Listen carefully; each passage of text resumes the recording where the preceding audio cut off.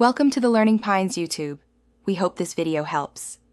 You begin by verifying your MacBook Pro's port and the SD card type so you don't force the wrong adapter. Insert the card gently with the label up into the built-in slot or plug the USB-C reader into a free port. Once done, give Mac OS a moment to mount the volume. The Finder will show it in the sidebar. Make sure to unlock any SD write protection switches first, because a locked card prevents copying and causes errors during transfer. You now access the card in Finder under Locations and inspect folders like DSIM for photos. Drag and drop large folders or use CMDC/CMDV for precise selection. This avoids accidental deletions. If you're importing images, use image capture or photos to preserve metadata and detect duplicates.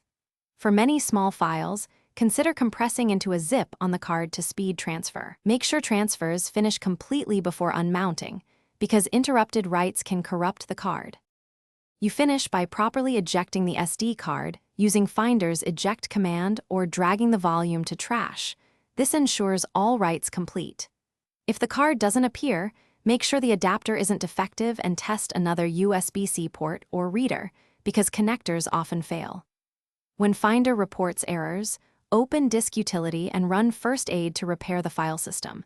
If repairs fail, back up recoverable files and reformat the card using XFAT for cross-platform use.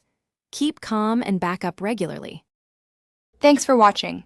Consider subscribing if we helped you.